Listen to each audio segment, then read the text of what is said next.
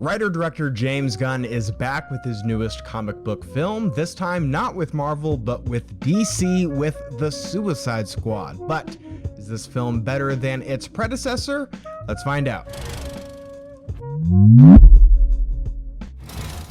5 years after the release of David Ayer's Suicide Squad, Warner Brothers is looking to update their cast of villains turns reluctant heroes with The Suicide Squad, which sees Task Force X make their triumphant return with a whole new cast of characters, not only on screen but behind the scenes as well. That's right, after James Gunn was temporarily relieved of his duties at Marvel Studios, Warner Brothers promptly tapped him to helm a complete reimagining of their Suicide Squad property. Now, is it a sequel? Is it a reboot?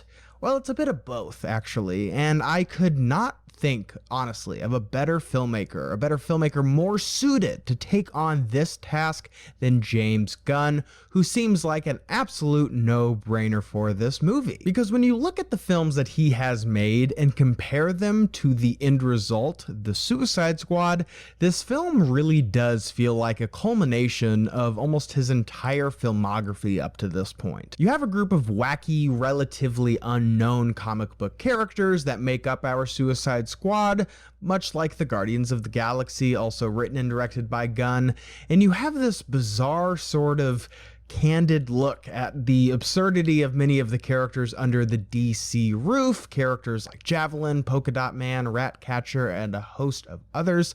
It's the same sort of strange sense of humor that Gunn put on display with Super.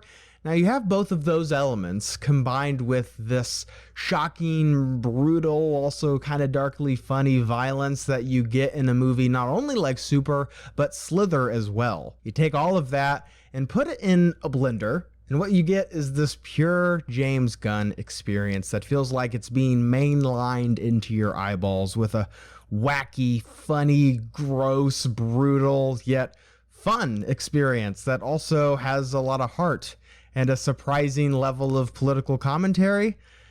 Yeah, that sounds exactly like a James Gunn movie to me. And believe me, I am the last person who wanted to see another Suicide Squad after what we got in 2016, which I still maintain is the most disappointing movie I have ever seen in a movie theater.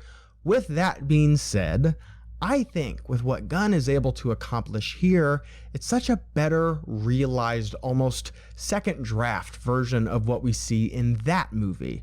Now, regardless of what happened with the final product of 2016 Suicide Squad, who edited it, who directed it, who did this, blah, blah, blah, blah, the point is, I truly feel that Gunn takes some of the best elements of that film and synthesizes them down and keeps what worked in that movie, but also adds so much of his own flavor that it really just makes this kind of pure fun time at the movie theater. Now, one of my absolute favorite parts of this movie is just the sheer unapologetic silliness of everything that you were seeing on screen. It feels so often to be the case with modern superhero movies that there's almost this sense of embarrassment to be a comic book movie. So there seems to be this need to make things more real, make it more grounded, but also kind of disguise it in maybe it's an espionage movie or it's a Cold War drama or something like that. But this film could not be more proud to be a comic book movie. It's a movie that features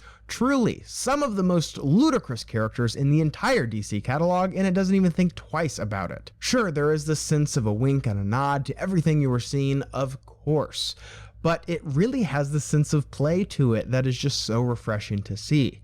Now, obviously, with superhero movies and comic book movies, there is room for far more serious stories that deal with real-world events and are very serious and grounded, but I just love that this film doesn't take itself too seriously and is just able to just kind of let loose and have fun. Now, it's not to say that this movie is just violence and jokes and has nothing else to say, because as I said, this movie actually does have a lot of heart to it as well, as also being this sort of indictment on how the American military can actually destabilize the very region they are attempting to protect just by their being there. Now, if you're familiar with Gunn's work on the Guardians movie, that sense of heart and soul that this film has, that wasn't too much of a surprise. That's pretty typical for a film of his, but I did find this political message in this movie to be definitely unexpected, and it threw me for a bit of a loop, and I really wasn't anticipating that going into this movie. Now, as far as big complaints that I could have with this film, I do think it's pretty limited, but I will say,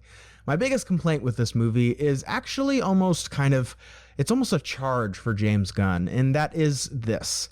I really want to see himself stretch a little bit more, because Gunn is, although he's such a perfect fit for this movie, I feel that there is almost this sense of comfort here. The fact that because this is such a perfect fit for him, he doesn't really have to do too much unexpected of what you would come to find in a James Gunn movie. And I think that it's really because I respect and admire James Gunn so much as a filmmaker that I would love to see him really try something totally new or different in the future. But I think for the most part, what we get in this movie is kind of exactly what you would expect with a James Gunn movie, for better or worse. But as far as gripes are concerned, that's really about it. And considering what I had with the 2016 Suicide Squad movie, where it was just like this book of issues that I have, hey, I'll take it. Because honestly, guys, this movie is just so much fun. The action is not only really creative and brutal, but it also weaves in comedy so well.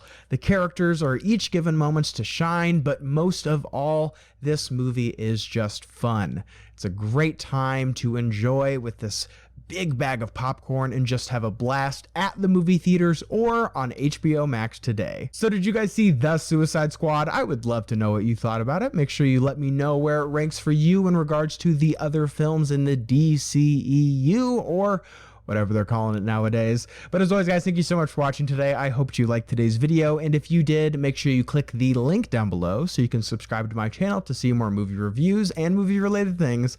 Again, guys, thank you so much for watching, and see you next time.